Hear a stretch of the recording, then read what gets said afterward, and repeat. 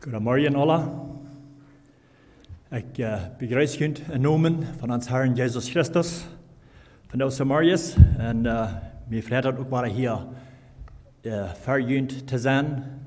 Dat wordt beter gaan, wenn wir die Versammlung können für uns haben, aber wir kennen das nu doets nicht. So uns freut het te weten dat wir dürfen dit Gott sein Wort verbringen.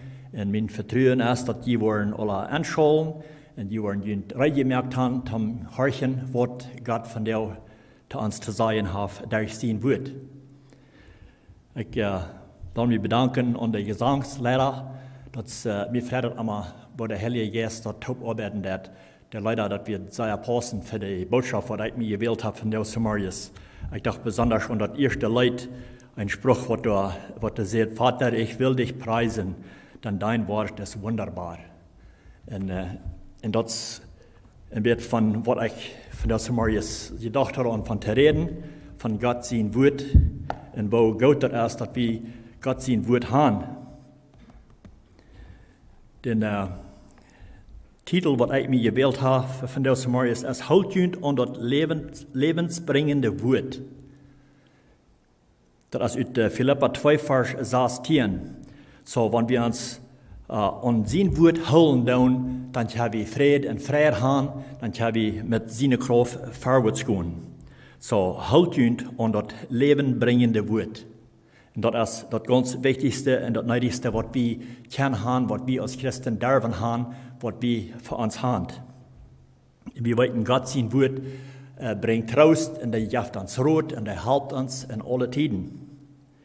So, das ist eine sehr gute, schöne Nachricht, die wir haben von Gott sein Wort. Und wir wissen, dass Gott sein Wort, das ist lebendig und das bringt auch Leben.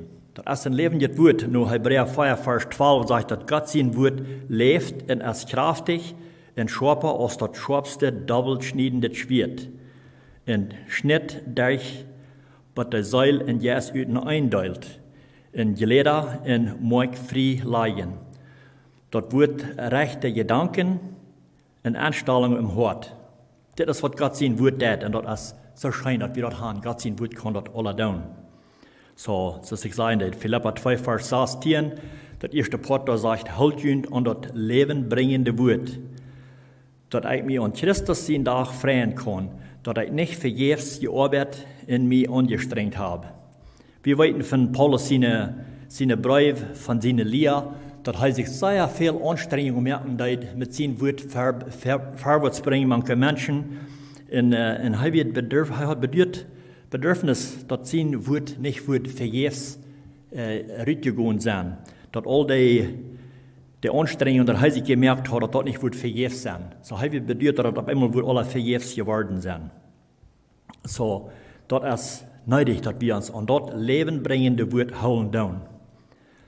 So, das ist eine Nachricht, die wir haben mit Gott sein Wort. Das bringt Leben und das ist auch lebendig, so wie hier reden. Und wir kriegen uns Leben, uns physisches Leben durch Arm, aber auch viel mehr das ewige Leben, was er uns gegeben hat. In Johannes 6, Vers 63 sagt er, das Leben kriegen wir durch den Geist. Das Fleisch kann daran nicht helfen. So wir wissen, uns Fleisch kann daran nicht tun. Das hat nichts zu sagen, nichts zu tun. Mit dort, wir können nichts tun. Einmal fallen wir uns vielleicht so, wie wir gleichen, da was tun. Wenn wir das antworten, wenn wir die Erfahrung merken, dass wir das ewige Leben gekriegt durch Jesus Christus, was er getan hat für uns, dann fallen wir das einmal vielleicht mäßig mal wird. Glauben, dass vielleicht soll ich da noch was mit tun. Aber er sagt hier, das Fleisch kann daran nicht helfen, sagt Jesus selbst. Die wir da aktiv reden, sind jetzt in sein Leben, sodass Gott sein Wort, was das Leben bringen wird. Und wahrscheinlich ist das nicht. Uns dort zu verloren und da an festzuhalten. Weil das sind immer so, die haben eine schwere Zeit, dort zu leben, was Jesus sagt, dort anzunehmen. Da werden dann, die Zeit auch so eine Stadt, in Johannes 6, 63 sagt dort, oder Vers 64 sagt, über manche sind Söhne, die nicht leben. Weil Jesus wisst, von Anfang an wohnt die werden, die nicht leben, und wer verroden wird. So wat Jesus wist dat al von Anfang an, dass die würden so sein, die würden das nicht leben, was er sagen hat, was er unterbeiden hat. Und wir haben von der und auch noch so eine Stadt, wo das kriegst, das dort haben, die leben dort gleich. Aber Jesus, der weiß kriegt. Er weiß, dass wer sogar verroden wurde. Wir wissen, dass seine Jünger sich in den letzten Tag, den Tag fördert, wo er gekreuzigt war, dass er sich versammelt hat mit seinen Jüngern. Und der Abendmahl hat mit das Haupt, dann sieht er, dass einer von ihnen, der wird mich verroden. Und sie werden sich der vervierten sich sagen, dass Jesus uns sein will. Bis sich dachten sie so, sie werden alle reid, sogar gestorben vor ihm. Aber er sagt, einer von ihnen wird mich verroden. Und das weiß Jesus all. Und er weiß nur nach Krieg so, er weiß Krieg so gut, wer am geleben wird und wer am nicht geleben wird. Und das soll dort passieren, dass der Prophet seine sei soll erfüllt werden. Er sagt in Vers 38, dass wir so, dass sich erfüllen soll, was der Prophet Jesaja gesagt hat. Er sagt, Herr, wer gleich, was wir predigen, und wem es dem Herrn seine Kraft offenbart worden. Das wird nur Jesaja 53, Vers 1. Das wird all im Verrät geprophezeit worden, dass es, was Gott dem Prophet angegeben hat, was passieren würde, dass die nicht alle würden leben. Das heißt, wer würde dort auch gelebt haben, was wir gehört haben? Wer würde dort angesehen haben, dass der Herr das anhand hat?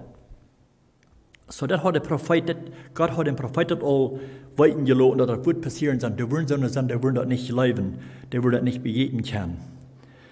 Und das, was der Prophet gesagt hat, in Vers 39 sagt, deswegen können sie nicht leben, wie es Jesaja auch sagt. So, das hat er auch gesagt, und das würde es dort in der Erfüllung gehen.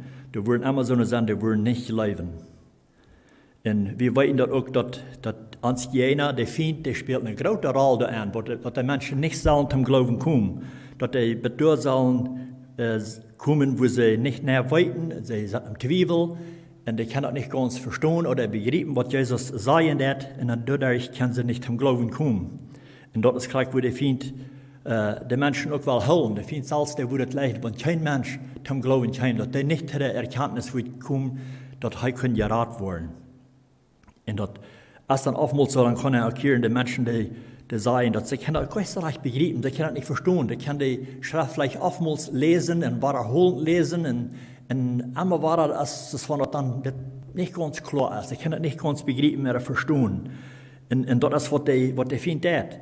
In 2. Korinther 4, Vers 3 steht, der Apostel Paulus steht, wenn uns Evangelium nach Teilgedacht scheint, dann ist dort Mobilei, die verloren gehen. Also die, die verloren gehen, die noch nicht zu der Erkenntnis gekommen sind. Für die, das scheint, dass es von der Teilgedacht, dass es von der noch ein Lernen für ihre Ohren hängt. Und dort ist gleich, wo die Feind die Menschen will holen, dass die nicht zu der Erkenntnis kommen, wo die nicht begreifen kann. Das sagt, die haben so tun, der Gott über diese Welt mit Blindheit geschlagen, dass sie das Licht von Evangelium, von Christus seine Herrlichkeit nicht sein kann. Christus seine Herrlichkeit liegt ganz genau auf Gott. Und das ist gleich, wo der Feind ein Problem mit hat. Er will nicht haben, er will haben, die sollen blind bleiben. Das sagt, er hat mit der Blindheit geschlagen. Und so, damit wir den Heiligen Geist anrufen, Erkenntnis und Verständnis von seinem Wort. Und wir wissen, dass der Feind einer zu lernen sein, was sie sein ist, die Menschen zu holen, dort zu holen, wo die sind, dass die nicht die Erfahrung merken, dass sie zu der Ansicht kommen und annehmen als ihr persönlicher Heiland. Und sein Plan ist, zu verdorben und zu nicht zu bringen. Alles, was er in seine Macht kriegt, was er kann tun. In Johannes 10, Vers 10 sagt er auch, der Stehler, so er sagt, er ist ein Stehler, der kämpft bloß, zu stehlen. So ein Stehler, der kämpft bloß zu nehmen, was er nicht gehören wird. Ein Stehler hat nicht die Freiheit, dort zu nehmen, was er im Sinn hat zu nehmen, weil er stehlt sich dort. Und das ist, was der Feind hat. Das sagt, der kämpft bloß, zu stehlen und zu schlachten, in den Grund zu bringen. So, das ist, was in seinem Plan ist.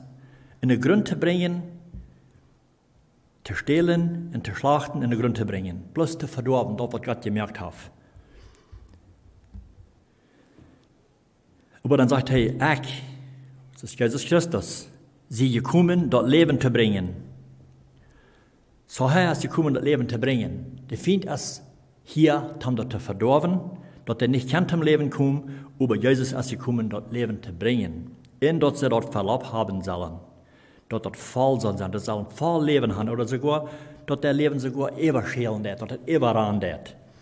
Das ist, was Jesus will haben von uns, oder auch Gott, er will haben, wir sollen so voll dat wir Leben haben, dat das sogar überschälen wird an uns, dass wir nicht kann helfen von zu vertalen, dass das überschält. Das sagt in Johannes 7, Vers 38, redet von, wer dort glauben wird, was er gesagt hat, wer zum Glauben kommen kann, mit der Ansicht gekommen ist, den wird das sogar überschälen. Er sagt, Vers 38, wer an mich glaubt, so aus der Schrift sagt, in denen sie bernestet worden, lebende Wasserströme ran. So das ist interessant, das ist gut zu hören, dass so eine Stadt, wo das zum Glauben gekommen ist, und wer das glauben wird, das annehmen, das so die Schrift sein wird, durch den, in den wird lebende Wasserströme ran. So das ist gut zu hören, nicht so eine Person, durch den und in den wird mein lebende Wasserströme ran. Und das ist, was Gott sein Willen für alle Menschen ist, dass sie alle zu der Ansicht kommen, und dass sie kein lebende Wasserströme daran haben in ihr Leben. Und ich glaube, ich kann nicht mehr zu verstehen, dass vielleicht kann wieder durch Gott sein Wort Menschen lebende Dinge bringen, lebende Frucht bringen, lebende Mut bringen und Kraft bringen. Das ist ein Strom sein, was überall wird. Das sage ich nicht, dass das was lachen, aber das wird lebende Wasserströme sein. Wollen nicht so eine Stadt ran. So das ist wirklich wertvoll zu achten darauf, dass Gott sein Plan ist, sein Verlangen ist, dass wir alle mit der Erkenntnis kommen, aus der einander wieder zum Glauben annehmen wollen, dass wir zum Glauben kommen, dann das annehmen wollen, dass wir wollen lebende Wasserströme haben in uns. So Gott will haben, dass die Menschen sollen wirklich zu der Ansicht kommen, dass sie sollen das ewige Leben kriegen. Das, was Gott sein Willen ist. Das wird sein Wort sein. Das ist das Wort, was wir uns holen sollen. Das lebenbringende Wort. 1. Timotheus 2, Vers 4 sagt, dass du haben will, dass alle Menschen sollen gerat werden. In der Wahrheit kennenlernen. Dass du sollen gerat werden in der Wahrheit kennenlernen. Was das ist, was sein Wort sein wird, dass du das kennenlernen. So, er will haben, dass alle Menschen sollen zum Glauben kommen. Ich glaube einmal, das sein, dass alle Menschen. Er hat keine, hat nicht einen Unterschied mehr unter Menschen. Er will haben, dass alle Menschen sollen zu der Erkenntnis kommen. Und dann wäre das. Jeder Mensch, der sich verschuldigt hat, weil er haben soll, vor kommen und der Tod stehen, und der Tod annehmen, dass er erst gestorben für deine Sinn, für jedem einzelnen Sinn. Und dann das annehmen. Wahrscheinlich ist das nicht. Das ist, was sein Verlangen ist. Das ist, was Gott sein Wort sein wird. Das ist, woran es wertvoll ist. Das lebenbringende Wort. In Johannes 6, Vers 4 sagt es, und er sagt, deswegen seht ich zu Jünd, dass keiner zu mir kommen kann, wann ihm dort nicht von meinem Vater gegeben wird. So, das habe ich hier, dass er sagt, keiner kann zu ihm kommen, wann er nicht von seinem Vater gegeben worden ist. Dass er uns die Ohren aufmerken wird, und unser Verständnis geben wird, was uns fehlen wird, dass wir das begreifen können, und annehmen können, verstehen können, und dann das heilige, ewige Leben kriegen. Das ist, was in seinem Verlangen ist. Und das kann wir nicht mit uns selbst tun. Er sagt, das kann wir nicht kriegen, wenn der Vater dort nicht geben wird. Weil wir in der Zeit sind, wenn wir das Kapitel lesen, in Johannes, das erste Kapitel, da lesen von, wo Jesus zu den Jüngern und zu den Juden vertalen hat, von sich selbst, wer er wäre, und von wo er gekommen wäre, wer sein Vater wäre und so weiter. Und die Menschen, die wieder das Wort begreifen, sie können gleich so reich leben, sie können nicht annehmen, was er von sich selbst sagen hat. Die können nicht erleben, dass wir ein tonisch Wort wird, was er zu sagen hat. So, sie können gleich begreifen und annehmen. Und Jesus sagt, wenn wir trägen nur Kapitel 6, Vers 51 in Johannes, sagt er, ich sehe das lebende Brot, das vom Himmel raufkam. Wer von dem Brot eten wird ewig leben.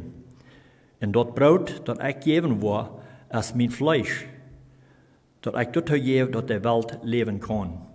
So er sagt, er wird dir, was das Leben geben können. Wer von ihm nehmen wird, er wird das Leben gebraut. Wer nicht von dort eten wird, was er anbieten denn, er sagt, er selbst wird das Brot. Und das könnt ihr euch recht begreifen und verstehen, was er gebraucht zu sein. In Vers 52 sagt er, dann streiten die Juden sich untereinander und sagen, wo kann dieser uns sein Fleisch zu eten geben? So, sie können euch begreifen, sie hatten den fieses Denken, sie hatten noch nicht, ihre Ohren noch nicht aufgegangen, dass sie jährlich denken können. Und so, sie können es nicht verstehen. Also, wo kann dieser sein Fleisch uns zu eten geben? Und so dadurch können sie das nicht begreifen, sie können das nicht verstehen, und dadurch können sie nicht glauben. Sie können das nicht leben. Wenn wir übergehen mit das hastigste Fall, sagt er, viel von seinen Jüngern, sogar von seinen Jüngern, sagen, aus seit Hirten, sehen, dort sind Horde wird. Wer kann das verstehen?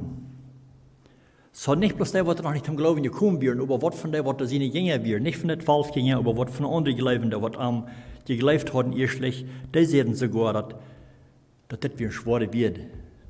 Wer kann das verstehen? So, wer kann das verstehen? So Gott muss jedem ein die geistliche Ohren aufmerken, dass sie zu Verständnis kommen. Und dann sagt er, Vers 66, Johannes 6, Vers 66, von dann an gingen viel von seinen Jüngern drei und gingen nicht mehr mit an. So, die gingen drei, von wo sie gekommen wären. Sie haben sich die Entscheidung gemerkt, die kamen hier ran, aber so das ist alle hier, was Jesus von sich zu sagen haben, sie sehen, dass es schwere wird, das ist nicht zu verstehen, und sie konnten nicht verstehen und annehmen, so sie gingen drei, sie gingen weg, von wo sie gekommen wären. Er sagt, dann gingen viel von seinen Jüngern drei und gingen nicht mehr mit an. Dann hat Jesus hier eine Frau zu seinen 12 Jüngern, mit der er das dichtste Taub allgemein mit wir. Also dann sagt Jesus zu den 12, will ihr auch weggehen? So er sagt, will ihr auch weggehen, so ist das andere, was das nicht begreifen können, nicht verstehen können, die wählen sich bloß wegzugehen und am nicht länger herangehen. Und so ist es von der und den Menschen, wenn das nicht ganz begreifen kann, oder zu schwer ist, das unternehmen, dann wählen sie sich leider bloß drei zu gehen, dann sagen sie, das ist zu schwer für mich.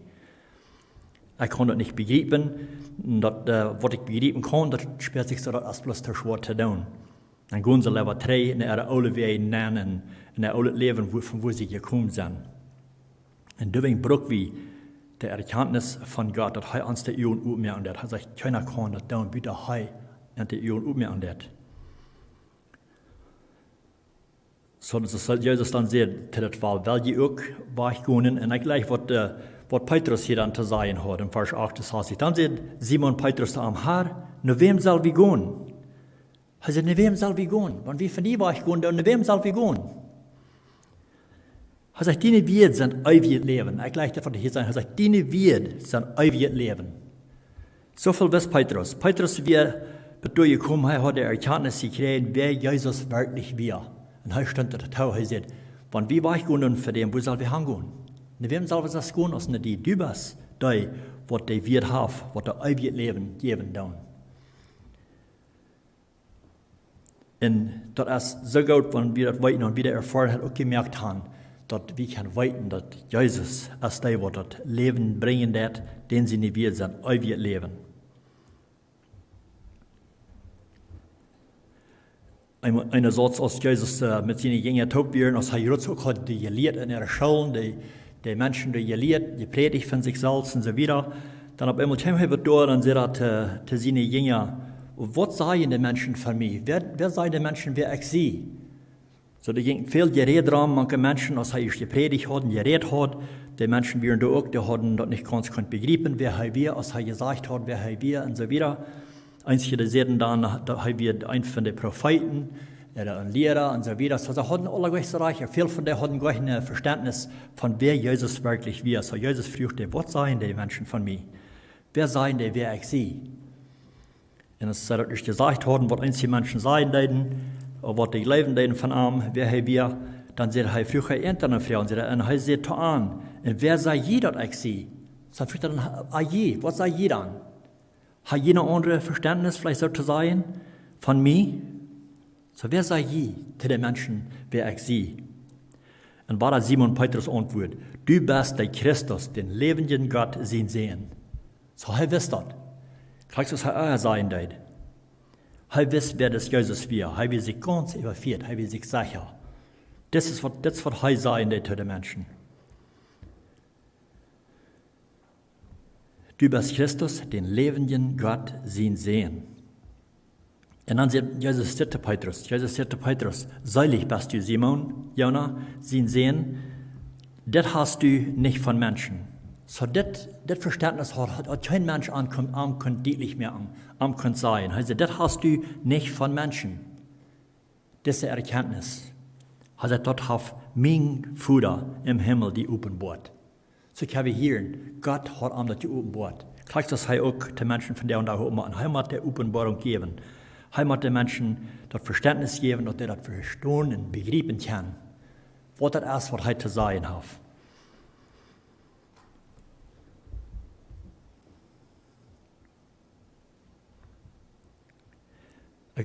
Mein Verlangen wird sein, ein Gebet wird sein, dass wir auch alle würden können so sein, dass wir würden mit der Erkenntnis gekommen sein, dass wir auch würden können sein, ne wem soll wir das gehen, als ne die?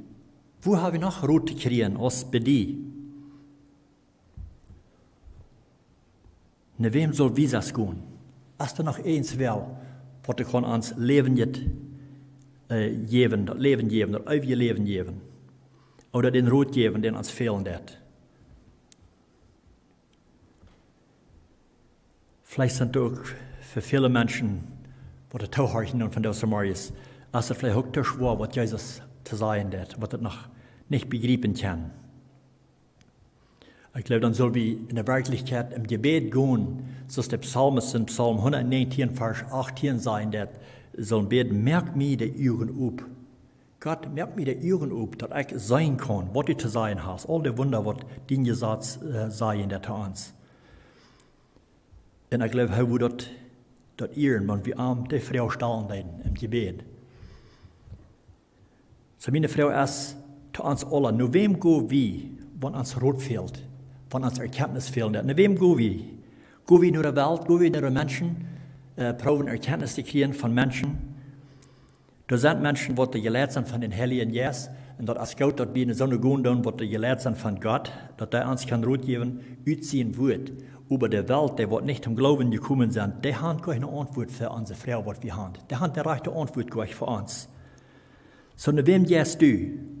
Ne wem gehst du, wenn die Rot fehlen lässt? Gehst du nur Gott in freies Arm? Das soll dir die Offenbarung geben. Weil wie kann auch das Petrus sein? Ne wem soll wir das gehen? Wie kann mit der Erkenntnis kommen und sagen, ne wem soll wir das gehen, als ne die? Das, was Petrus sagt, er wisst das ganz genau. Das wird der Jesus, der wird das Leben geben können. Er wird Gott sehen. So, wo Gott ist das nicht, dass wir diese Gott nur reich haben. Das ist Gott sein Wort. Das sind nicht meine Wörter. Das ich manchmal sagen, da. Was ich sage, das sind nicht meine Wörter. Wenn ich Gott sein Wort lesen, da, das ist Gott selbst, was er zu uns reden wird. Und wahrscheinlich ist das nicht. Und du hast so eine große Macht zu haben für uns als Christen. In Gott sein Wort, durch die Kraft, die Gott uns anbieten wird. Zu alles, was uns fehlen wird. Wo immer wir uns finden, wenn wir in der Gefahr sind, wo immer, was immer das ist. Oder wenn wir vielleicht fleischliche Probleme haben, fleischliche Lasten oder Urenlasten, und sind gebunden an eins, vor vielleicht an Alkohol oder Schmähchen oder was immer das mag sein. Oder vielleicht hast du Probleme in deinem Ehe stehen, in deinem Heim, sind du vielleicht Probleme, was du fehlt zu helfen. Und weißt du hast Gott immer recht zu uns helfen, wenn wir am anrufen tun. Und das Leben tun und annehmen tun, was er unterbeiden hat. Mir gibt es eine Freude zu weiten, immer wieder, wenn ich Gott sein Wort lesen da, was holen kann ich das lesen, wo er das anbieten wird, was er von uns will und was er für uns reingemerkt hat, zu alle Tiden, was immer uns fehlen wird, du hast bereit, uns zu geben, wo uns das fehlen wird. Und das braucht Glauben. Aber weißt du, einerseits können wir weiten, dass wir haben Gott an unserer Seite. Er ist an unserer Seite. Er ist nicht an der rechten Seite. Er ist an seine Kinder Seite. Römer 8, Vers 37 sagt Apostel Paulus, das steht über an all das haben wir die Eberhand. An den sind helfen, der uns Gott ist. Also Gott, der uns Gott ist. Wir haben die Eberhand über alles. Wir sind an der gewannende Seite. Wir sind nicht in der verspielende Seite, wir sind in der gewannende Seite. In Gott seine Seite. Ich glaube, das ist die englische Übersetzung, das sagen, das heißt, wir sind mehr als Gewinner. Nicht bloß so wie die, die gewinnen, aber heißt, wir sind mehr als Gewinner. We are more than conquerors. Durch Arm. Jesus wusste auch sogar selbst, dass wir in der Gefahr sind in das Leben, wo wir beim Leben waren, als er hier auf Erden wird, er hat es selbst erfahren, hat gemerkt, und er wusste, was von der Gefahr wir wären. So er sogar bet für seine, für die Glaubenden, dass Gott ihn beschützen. Wenn wir das Johannes 17. Kapitel lesen, dann, das ist für mich am gerade Trost zu lesen, was Jesus, wo er sich freuen hat über seine, die Gott am gegeben hat, die Christen, all das, was er am angenommen hat, der wird wirklich berührt am die. Und er bet für die sogar. In Johannes 17, Vers 9 sagt er, ich freu für an. Also er bet für ihn. Ich freu nicht für die Welt, aber für die, die du mir gegeben hast. Weil dort sind Diener. Er sagt, dort sind Diener auch. Ich bet für die. So all die Sinne, wo er verfreuen hat. Ich glaube, der 15. Vers, wenn wir übergehen mit der 15. Vers, da sagt es steht, ich freu nicht dafür, dass du an aus dieser Welt nehmen sollst. So er sagt nicht, dass ich freu, nimm dir aus dieser Welt raus, hier wo all das angehen wird, was immer da jeden Tag angehen wird. Er sagt nicht, dass Gott ihn soll hier rausnehmen, sondern du sagst, ich freu nicht dafür, dass du an aus dieser Welt nehmen sollst, aber dass du an vom Bösen bewahren sollst. So sehen verlangen wir, dass Gott irgendwo beschützen von den Bösen. Er weiß das, der Böse wird hier in dieser Welt, wo wir als Christen auch durchleben tun, wo wir in der Gefahr stehen tun. So er bet zu sein Futter für all die Glaubenden, dass die sollen bewahrt werden von den Bösen. Und dann sagt er, die sind nicht von dieser Welt, gerade so als ich auch nicht von dieser Welt sehe. So er sagt, wir als Christen, wir sind nicht von dieser Welt. Wenn wir zum Glauben gekommen sind, dann hier wir zu unterstehen, dann hier wir zum Himmel. Aber wir sind in dieser Zeit selber hier in dieser Welt. So uns fehlt seine Beschützung. Und wollt ihr noch eines lernen, wo ich in sehr großen Trost bin, fing da, Jesus bet für dich, zu der Zeit an, aber nicht bloß für dich. Er bet auch dann all für uns von dir. Vers 20, Kapitel 17, Vers 20 sagt er, es steht, ich freu nicht bloß für diese, also für die Zeit, hier sieht mir so, aber auch für die, die durch ihr Wort an mich glauben worden. So die Menschen, die zum Glauben kommen wollen nach, was da Lothar, zu der Lothar-Zeit nach wollen zum Glauben kommen, von der und nach, all die, was da noch in der Tag kommen wollen zum Glauben kommen. Er bet für all die. Für all die hat er gebet zu sein Futter, dass sein Futter soll er beschützen. Das ist ein guter Trost zu hören. Wahre, das haben wir lesen aus Gott sein Wort. Gott sein Wort, das sagt das. Wahrscheinlich ist das nicht. Für mich ist das ein guter Trost.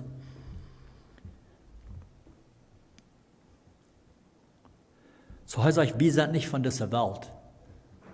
So willst wir von dieser Welt, nicht von dieser Welt sein, ist das anders mit uns. Wir haben eine andere Halb als die, was der Welt unterweiden hat. Wir haben einerlei, was wir dasselbe haben, als die Nicht-Gläubenden. Wir sind mit der Taub in dieser Welt. Wir Gläubende sind mit der Taub auf dieser Welt.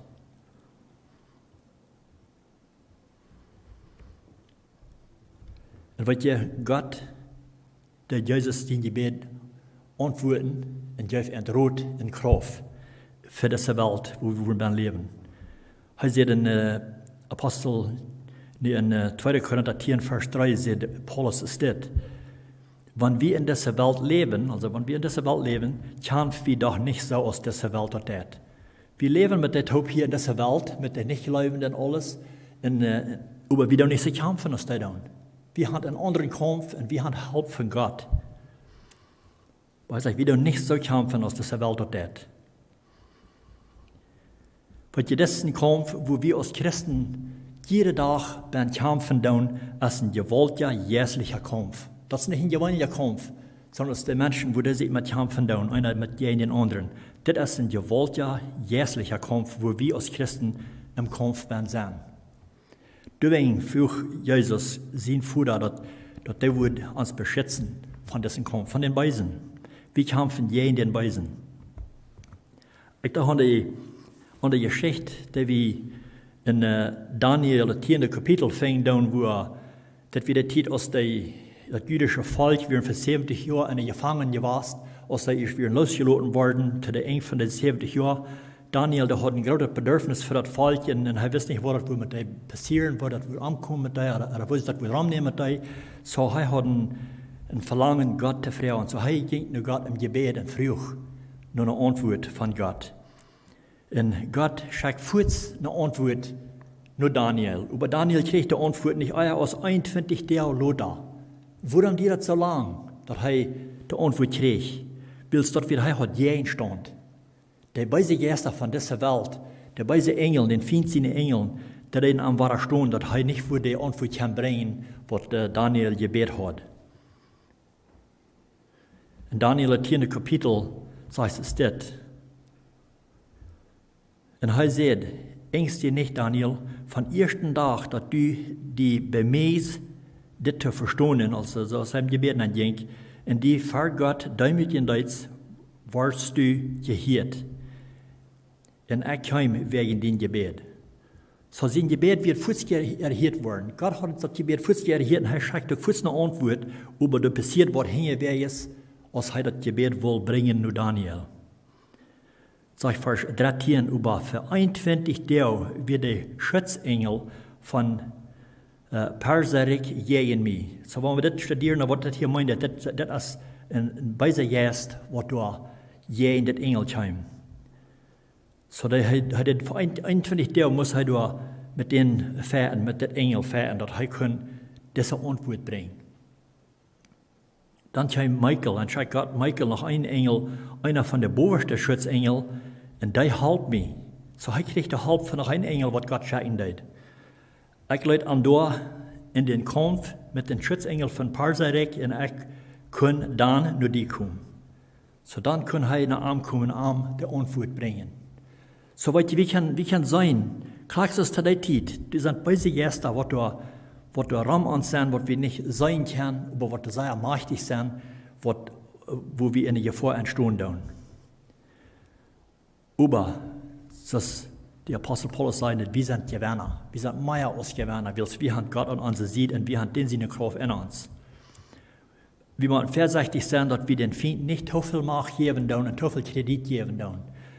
Aber einmal sagen wir vielleicht auch gleichzeitig. Dann nehmen wir das vielleicht gleichzeitig mit dort, was wir an uns haben, was wir zu kämpfen haben. Und wir nehmen das nicht ernst genug, dass das ist eine Kraft, wo wir uns selbst nicht gehen können.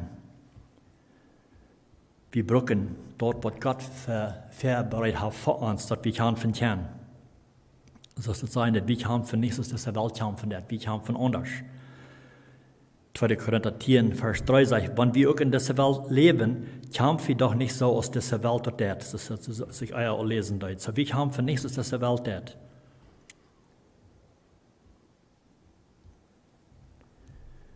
In Paulus sagt in Epheser 6, Vers 12, er sagt, wir haben nicht nur gegen Fleisch und Blut zu kämpfen, aber gegen Gewaltige, böse Geister von den Himmelswelten, und mit Gewalten und Herrschaften von dem Dienstern, die über diese Welt herrschen. So Paulus sagt, das sind gewaltige, böse Geister.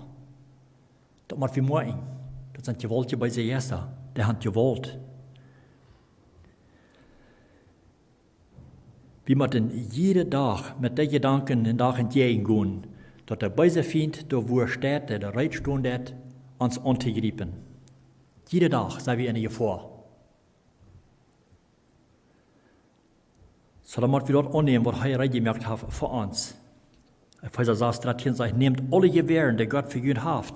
So, das sind die Gewähren, die Gott uns gemerkt hat. Ich glaube, das ist für das Gebet, was Jesus beten hat, zu Gott, dass er uns soll helfen. Und mit das hat er uns geholfen. Er hat uns verholfen mit Gewähren, die uns fehlt, gegen diesen Feind zu kämpfen. Er sagt, nehmt alle Gewähren, nicht bloß was von dir, uns fehlt die alle, die Gott für euch hat, dass ihr utrechten kann, wann dort braucht, bestehen zu können, wenn der böse Tag kommt. So Gott hat uns sein Wort gelassen und uns Rot gegeben, wo wir kämpfen können gegen dessen. En dan Vers 4, 2. Korinther 10, Vers 4 sagt, dort Gereitschaft, dort wir am Kämpfen brücken, stammt nicht von dieser Welt, das stammt von Gott. So, das sind nicht so eine Gereitschaft, was das Welt unterbeiden hat. Das stammt von Gott. Dann sagt er, deswegen hat er eine große Kraft, eine große Gotteskraft in sich. Dort kann jährliche Gedanken, dort falsch und sehr fast erst zu nichts merken. Was je dit Gereitschaft haben wir zu haben. Wenn wir das denken, dann einmal nehmen wir das vielleicht ein bisschen gleichzeitig, wir lesen der Vers Eva und denken, du gehst recht an, was hier wirklich unterbeiden ist zu uns. Was ist das Gereitschaft, was nicht von der Welt kommt, das kommt von Gott, das hat eine Gotteskraft. Das Gereitschaft, das haben wir zu haben, das haben wir brücken, das haben wir uns nehmen, jeden Tag, wenn wir rausgehen, wo immer wir hingehen. Wo er sagt, trägt das Ganze, nehmt das alle an. Sag ich mit, was 2. Korinther 10, Vers 4, sag ich mit, dort, was Gott uns zu kämpfen reitstellt, so hat er reitgestellt, merkt wie alle Gedanken zu nichts und alles, was hoch und fromm uitlaat, über uns hindert, Gott immer besser kennenzulernen. Wir nehmen alle Gedanken fast, dass die Christus gehorchen müssen. So wird der Feind wird uns die Gedanken gleich zu nehmen, dass die arm sollen gehorchen, dass wir sollen arm horchen und tun, was er will haben von arm. Aber wir können die Gedanken festnehmen und bringen die nur Gott, dass die Christus gehorchen müssen. Die Kraft haben wir in Christus.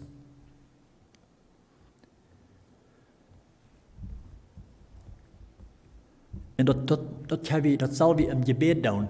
Und die Glaubenden, die zum Glauben gekommen sind, wirklich zum Glauben gekommen sind, wir haben oftmals gehört von Menschen, die da vertalen dann sie haben für gewisse Dinge Gebet, und wo Gott ihre Gebete hat erhört.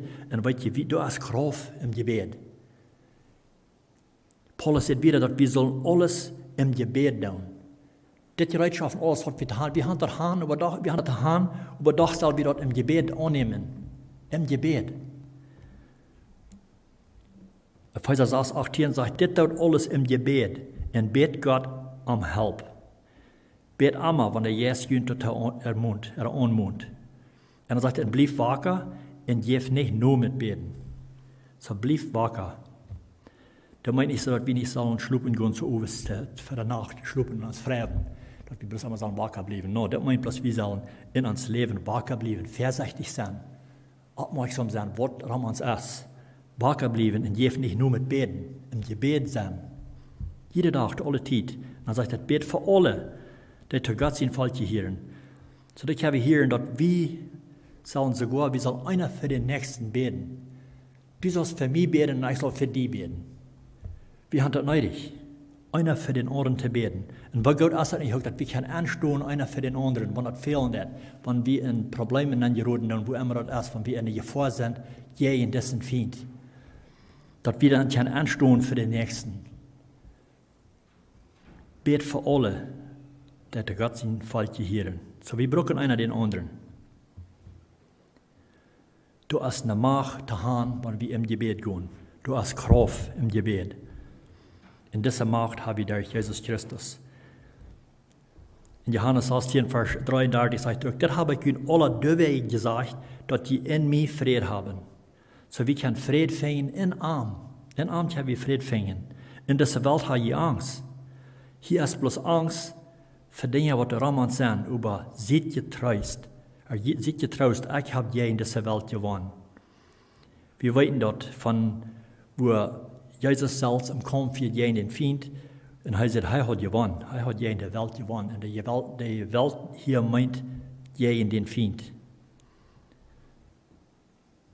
Und das sind heute die Glaubenden, die den Heiligen Geist gekriegt haben. Die, die den Heiligen Geist gekriegt haben, die haben eine Kraft in sich, was wir einmal nicht, selbst nicht mal sogar weiten tun. Oder viele von uns, die weiten nicht in der Wirklichkeit, was da für eine Kraft zu haben ist, was da in uns ist. Und die Kraft ist gerade aus der Feind. 1. Johannes 4, Vers 4 sagt, liebe Kinder, ihr seid von Gott und habt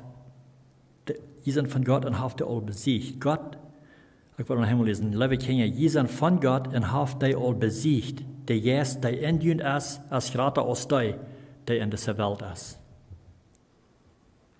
So der Jesus, den wir in uns haben, All die Glaubenden, da hat diesen Jes, den kraftigen Jes in sich. Und der ist gerade aus dieser Welt, was diese Welt hat, was in der Welt ist. Du hast einen Unterschied zwischen dem, was Jesus Christus angenommen hat, und von dem, was die nicht angenommen haben, der was diese Welt gehören tun. Das ist ein großer Unterschied. Wir haben eine Kraft in uns. Weil die Menschen, die von dieser Welt sind, der reden, wenn er den noch mal beobachten, der horchen, der reden bis von Dingen von dieser Welt. Die reden gleich von der Kraft, der da Hand ist, von boven, von Gott. In 1. Johannes 4, Vers 5 sagt, dass die, die von dieser Welt sind, reden auch von dieser Welt. So Jesus sagt, die reden von dieser Welt. Und dort ist, worum die Welt nur anhorcht. Dort wurde er rot von hernehmen, von dieser Welt. Das ist eigentlich nicht schwierig zu sagen, was du von Gott gelehrt sind, was du diese Nachricht bringen, der lebensbringende wird, was die haben. Die horchen lieber nur so, was du von dieser Welt sind. Willst, dort merkt man Sens, nur er Verständnis nur. Aber er sagt in 1. Johannes 4, Vers 6, wir sind von Gott, und wer Gott kennt, horcht nur uns. Und wer Gott nicht kennt, will von uns nicht hören. Ist das nicht vielleicht dort? Sondern was Gott nicht kann, die will nicht hören von sondern was da von der Schrift vertalen, und er will ein gute Nachricht bringen, sogar sein, was Jesus getan hat für ihr Leben, und er dort anbieten. Die wollen von uns nicht weiten. Die sind von dieser Welt, die wollen gleich rot haben von Sonne. Das heißt, daran können wir weiten, ob ein Geist von dieser Wahrheit stammt oder von den Falschen ist. So damit können wir das unterscheiden, ob das von den guten Geist ist oder von den falschen Geist ist.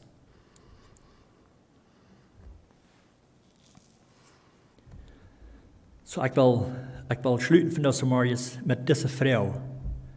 Von wem gehst du eine Hilfe? Von wem lässt du dir Rat geben? Lieber Tauhorcher. Von dieser Welt oder von Gott? Ich glaube, das ist eine Frage, die wir uns allerseits fragen sollen. Die, die von dieser Welt sind, die sind von den falschen Geistern. Die sind nicht von Gott. So wollen wir uns holen und das Leben bringende Wort. Das Wort, was Rot geben kann, was Leben geben kann. Das ist der einzige Hoffnung, den wir haben. Und das ist der Rot, was ich jedem Tauhorcher will geben von der Samarias. Wollen wir noch schließen im Gebet. Gott, himmlischer Vater, wir danken dir von der Samarias, von dem Wort, wo wir so viel Trostbein finden können, wo wir keine Hoffnung finden, wo wir können finden, wo wir uns euer Leben können kriegen. Auch wo wir können finden, wo uns Hilfe von kommen, wenn wir in der Gefahr sind in das Leben. Wir wissen, dass wir gerade so oftmals in der Gefahr sind, wo die uns gerne der Feind probt, uns zu verdorben und uns probt, anmutig zu merken, in unsere Freiheit beizustellen und so weiter. Aber mir freut, dass Gott zu hören war, mit dem Wort, dass du hast uns mit Bereitschaft reingemerkt, dass wir können in dessen Feind kämpfen. Und wir haben dort gekriegt, was wir brauchen, um den kämpfen. Und auch, dass du gesagt hast, dass wir sind mehr als Gewinner. Nicht bloß können wir gewinnen, aber wir sind mehr als Gewinner. Und ich danke dir, Gott, dass wir können an der gewinnende Seite sein, der Seite, wo du bist, dass du an unserer Seite bist. Wir wissen, wenn du an unserer Seite bist, dann kann uns nichts passieren, was du nicht erlauben lässt. Dankeschön dafür, Gott, für diese viel Kraft gewährt. Das sind Kraft Leben gewährt, das wir in Hebräer auch lesen können, dass dein Wort ist ein Leben geworden, das ist scharf, und das kann dort tun, was das nötig ist zu tun. Dankeschön dafür, Gott, und ich bete, dass du uns alle entloten von der Samarias mit denen Serien, musst du jedem jeder Tauhorcher, was der Tauhorchen hat, von wo immer sie dann Tauhorchen tun, musst du jedem in ihrer Familie beschützen und leiden und ihnen Trost geben und viel Frieden geben. Und ich bete auch für so eine, die vielleicht krank sind, die einsam sind, krank sind und vielleicht beschlossen sind, die nicht kennen, rütfahren, für was immer das ist, wegen Krankheitssolven und so weiter, dass du dir Trost geben. Und help uns, dass wir einen Weg finden, wo wir uns dort können trösten und weiten lassen, dass wir bei uns sind und wir im Gebet angedacht sind und so weiter. Und wir beten für all so eine Stadt und all die, die da Help fehlen, die da einsam sind. mocht u in jedem een leiden en vieren van jou. En ik bid ook voor onze nächste aandacht dat u vores broeder Frans Polman ook de vrede geven en de kracht geven, uit die woord de touwhartje troosten en troost te brengen en vrede te brengen. We weten dat als bloos in die woord te gaan. En ik dank u daarvoor dat u aan onze zijde bent en dat u was ons troosten. En die noem bidden we dat met dankzegging. Amen. Ik wil bloos nog zeggen, we worden medwerk bij de gebedstijd gaan. Ook bij livestreaming. We worden het niet zo gaan als we allgemein hier gaan aan de middag, was als we medwerk hadden. Want eens bedürfnissen hebben, die kan dat niet voelen. En dan willen we dat uitchecken, dat de ganze gemeente, de ganze kerk kan beden voor die wat er help fehlend is, wanneer er eens weer is wat er wat fehlend is. Zodat niet terughouden, voor dat niet checken, al en vooruit ook medwerkt, durch die tijd wat er passieren is, wanneer we dat gaan. So we kan dat alle niet checken en vooruit al ook dan je ons ook, zodat we kan einer voor den anderen beden. Mag Gott je rechtlich sein.